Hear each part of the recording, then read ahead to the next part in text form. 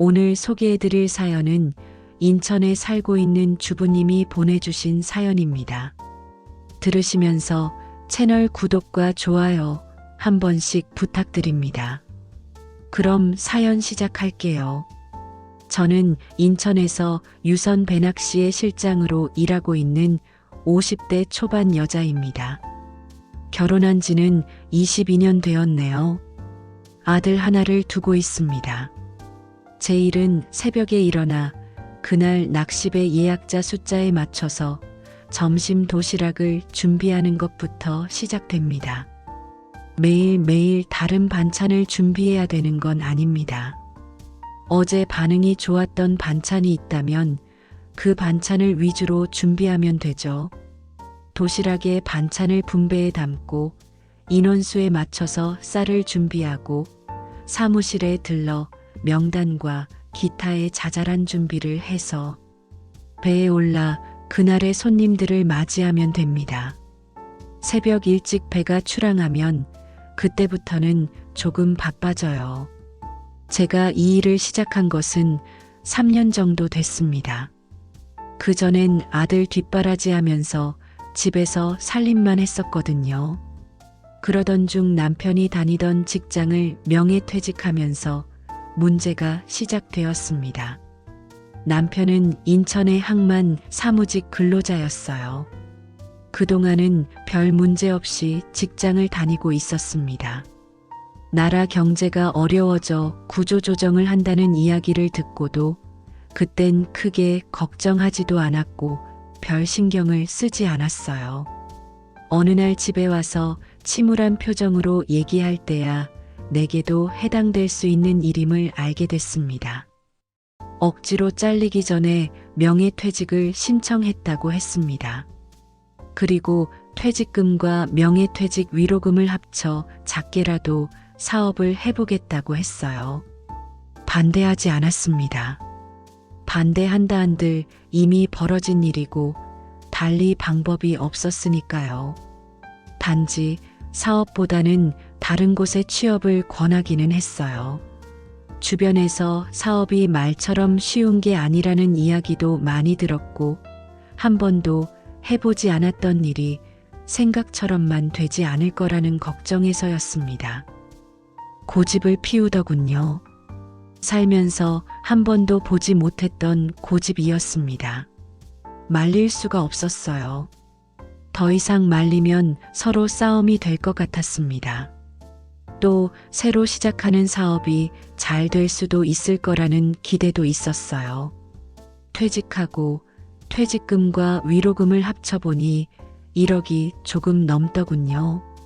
용현동의 한 점포를 계약했습니다. 해봤던 장사가 없어서 처음 고민을 많이 하다 커피점을 하기로 했어요. 인테리어와 처음 자재 준비 등의 자금이 모자라서 아파트를 담보로 돈을 더 만들어야 했습니다. 처음엔 그런대로 괜찮은 듯 했습니다. 조그만 희망을 품고 열심히 했습니다. 저도 가게에 나가서 도왔어요. 재미도 있었습니다.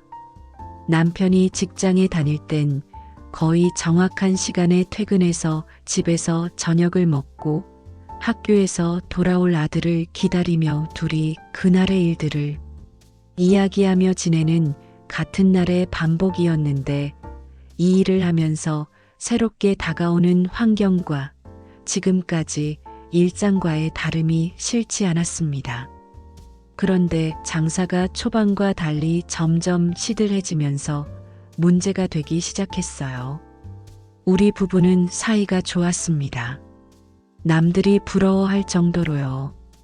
나이를 먹고도 밖에서 팔짱을 끼고 남들이 보는 앞이라 하더라도 스스럼 없이 애정을 표했습니다. 부끄러움도 모르는 여자라고 욕하실지는 모르겠지만 사실 저는 스스로 생각해도 그것에 욕구가 강한 여자입니다. 남편이 직장에 다닐 때는 그러한 저의 욕구를 최선을 다해 잘 풀어주었어요. 가끔씩은 저녁 아들이 학교에서 늦을 때 그 막간을 이용해서 안아주기도 했습니다.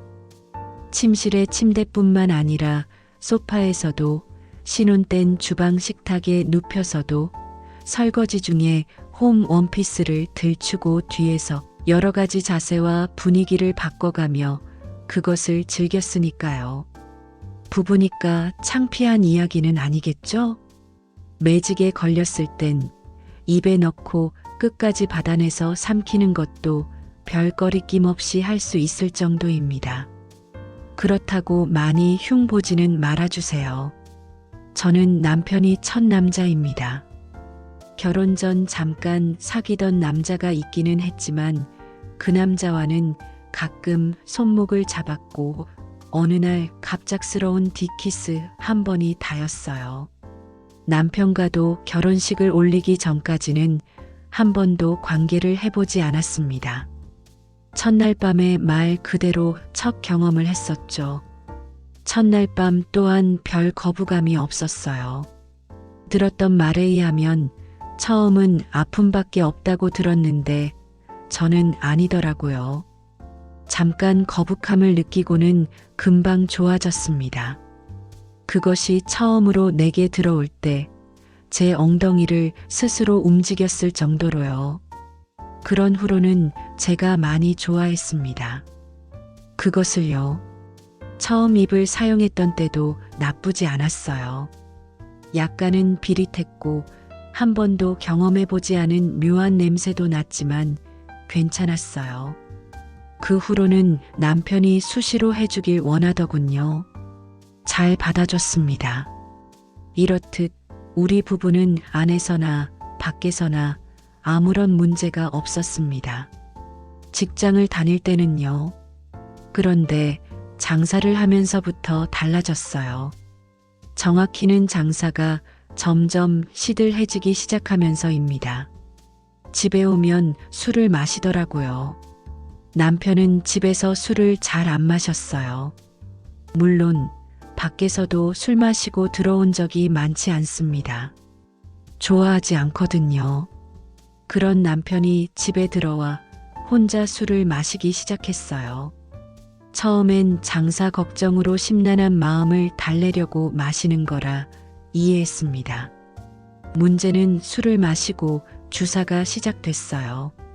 괜히 짜증을 부리고 사소한 일에도 화를 내고 공부하는 아들에게도 큰 소리를 내고 그 일로 아들과도 싸우게 되고요.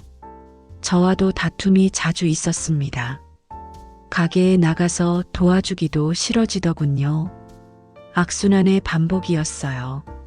점점 반도가 잦아지고 싸움의 강도도 커지기 시작했습니다.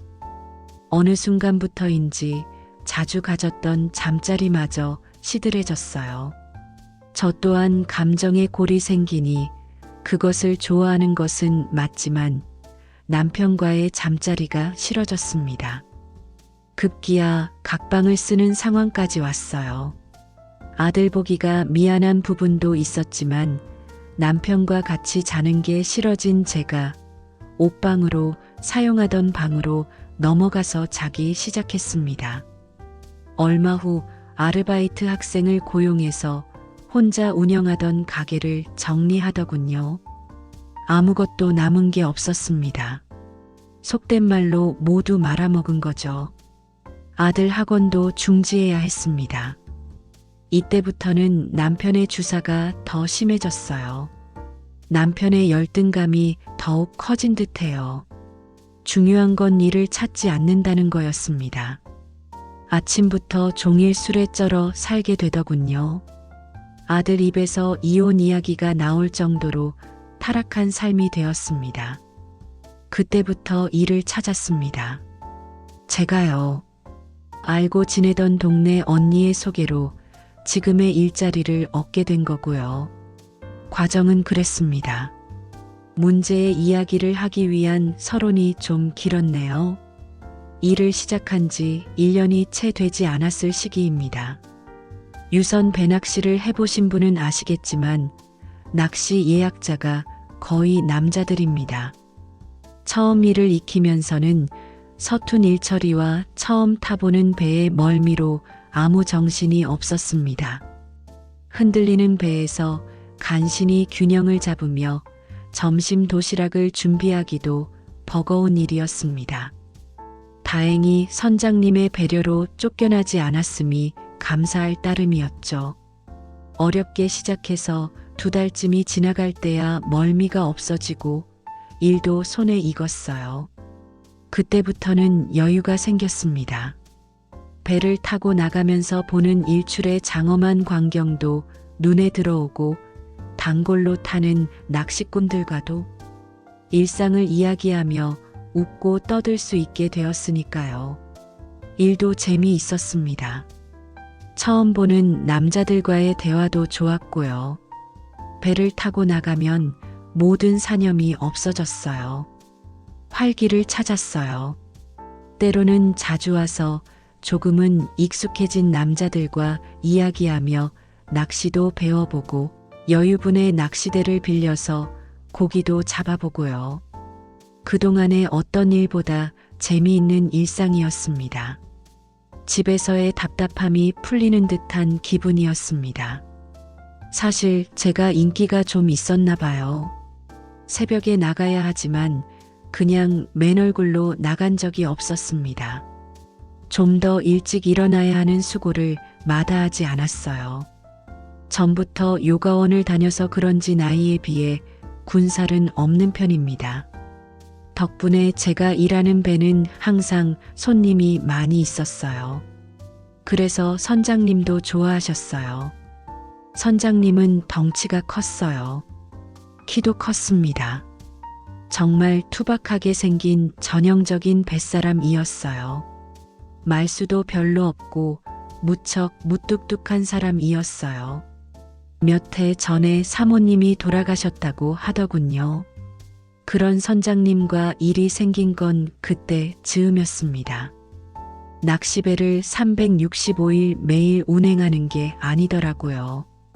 피크 시즌에는 토요일, 일요일도 없이 매일매일 출항을 하지만 시즌이 바뀌고 다음 시즌을 준비할 때는 며칠 쉴 때도 있습니다. 이렇게 쉴 때는 배 수리를 하던지 선장님 혼자서 멀리 나가 고기를 잡기도 해요. 그런 시기였습니다. 쉴 때요. 집에서 쉬고 있는데 선장님에게 연락이 오더군요. 멀리 고기 잡으러 갈 건데 같이 가자고요. 망설였습니다. 목적이 보였다고 할까요? 내 대답 여하에 달려 있었어요.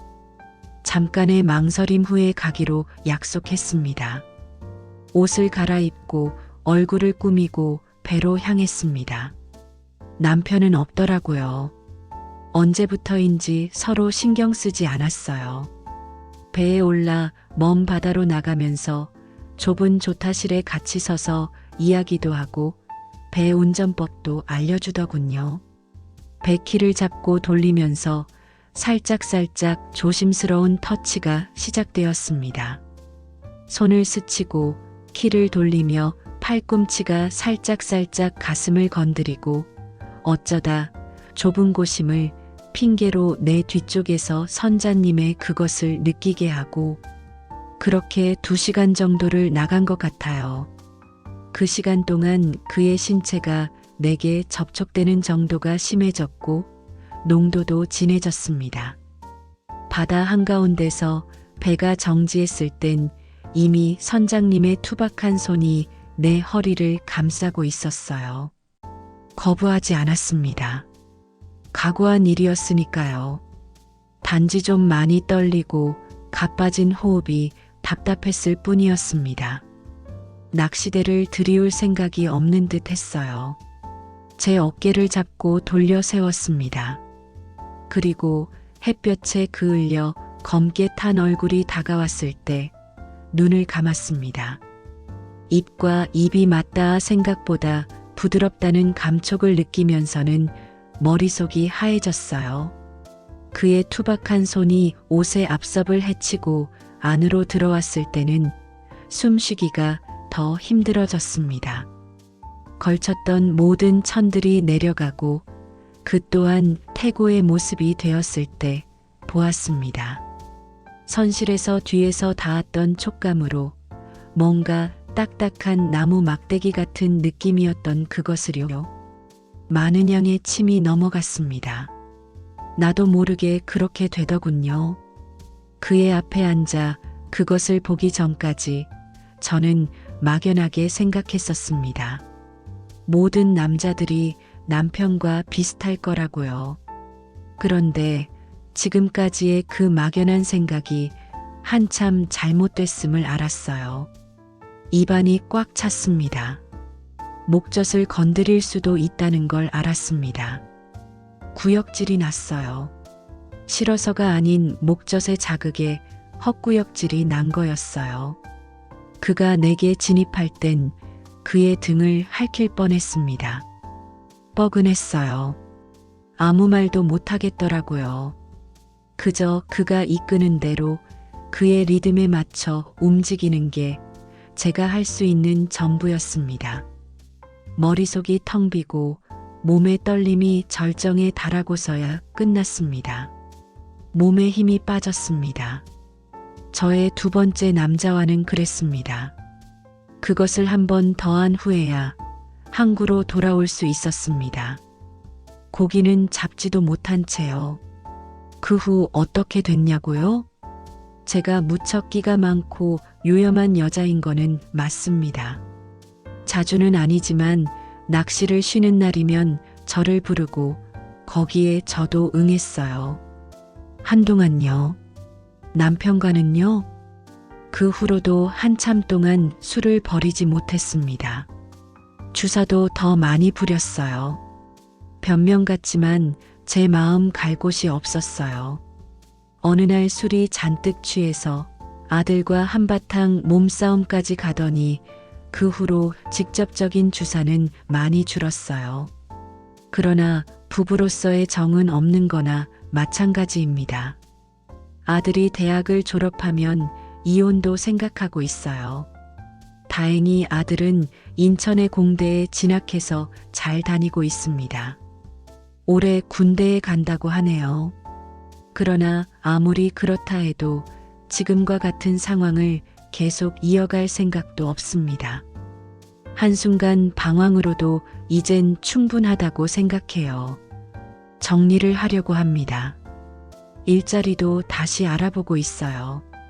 급여도 여자로서는 적지 않고 이제는 일이 완전히 손에 익어서 아쉽기는 하지만 그렇게 하는 게 맞는 것 같아서요. 아들이 군을 제대할 때까지만 할까 생각해요.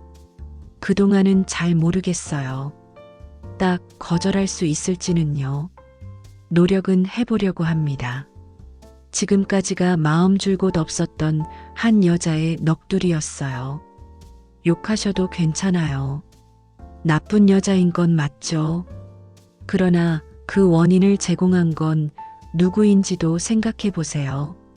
잘했다는 건 아니지만 굳이 변명을 하자면 그렇다는 얘기입니다. 여러분들은 제발 아내에게 충실하시길 바랄게요. 여러분들을 위해서요. 보잘것없는 제 이야기 들어주셔서 감사합니다.